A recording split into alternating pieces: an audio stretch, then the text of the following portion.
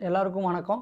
இந்த வீடியோவில் நம்ம என்ன பார்க்க போகிறோம் அப்படின்னு பார்த்தீங்கன்னா, குரூப் 1, குரூப் 2, 2A, குரூப் 4 இந்த 3 எக்ஸாமோட ப்ரிலிம்ஸில் எந்த டாப்பிக்கை ஃபஸ்ட் நம்ம கவர் பண்ணணும், ஸ்டெப் பை ஸ்டெப்பாக எதை நம்ம கவர் பண்ணிகிட்டே வரணும், அதை பற்றி தான் நம்ம பார்க்க போகிறோம்.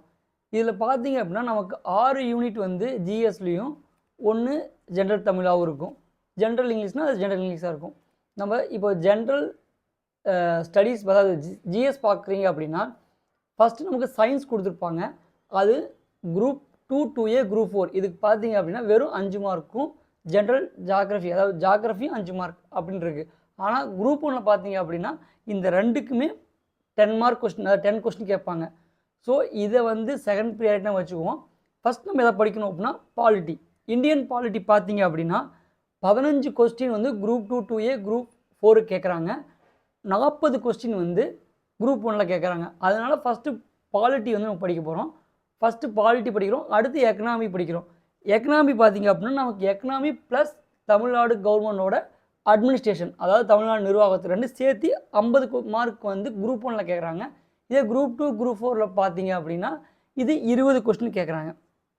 இதில் நமக்கு நீங்கள் பார்த்தீங்கன்னா பாலிட்டி வந்து நம்ம டேரெக்டாகவும் கேட்பாங்க, இன்டெரக்டாக கரண்ட் அஃபேர்ஸ்லையும் கேட்பாங்க. எல்லா சிலபஸ்லையும் அதே மாதிரி தான். கரண்ட் அஃபேர்ஸ் வந்து தனியாக நம்ம படிக்கணுமா, மந்த்லி நம்ம எடுத்து வச்சு படிக்கணுமா அப்படின்னு கேட்டால் என்னை பொறுத்த வரைக்கும் நீங்கள் தனியாக படிக்கிறதுனால எந்த ஒரு பெருசாக பயன் இருக்காது.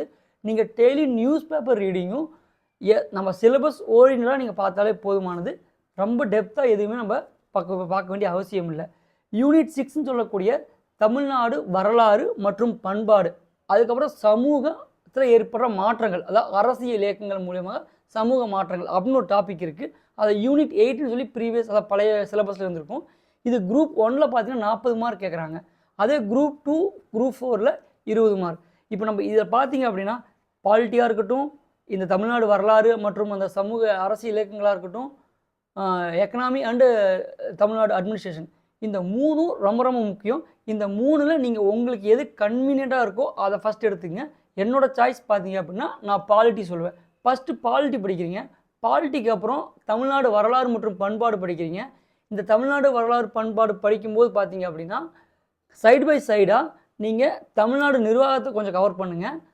அப்புறம் நீங்கள் வந்து ஜாகிரஃபி படிக்கும்போது இந்த நம்மளோட எக்கனாமிக்ஸை கொஞ்சம் சைடு பை சைடாக கவர் பண்ணுங்கள். ஏன்னா ஜாகிரஃபி வந்து ப்ரிலிம்ஸுக்கு அவ்வளோ இம்பார்ட்டன்ட்லேயும் நம்ம 5 மார்க்காக உதவி தள்ளிடக்கூடாது. இது குரூப் 1 மெயின்ஸில் மிக இம்பேக்ட் பண்ணும், ரொம்ப இம்பேக்ட் பண்ணும். சரிங்களா? அதனால நமக்கு ஜாகிரஃபி ரொம்ப இம்பார்ட்டன்ட்.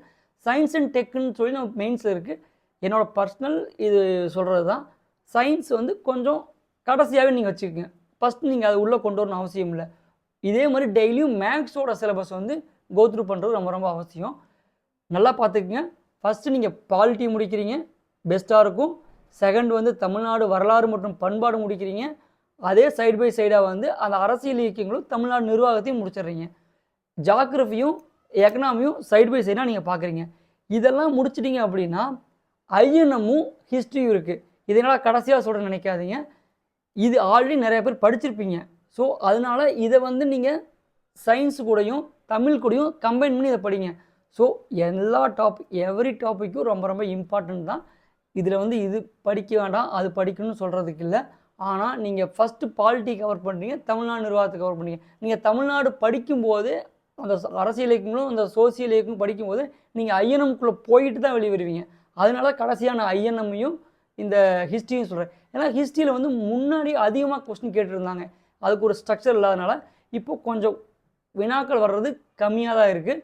அதனால் நீங்கள் அதுக்கு கொஞ்சம் நீங்கள் சயின்ஸுக்கும் அந்த ஏன்சியன்ட் அந்த பழைய ஹிஸ்ட்ரிக்கு கொஞ்சம் கம்மியாகவே இம்பார்ட்டன்ஸ் கொடுங்க. ஆனால் அதுவும் படிக்கணும் தான்.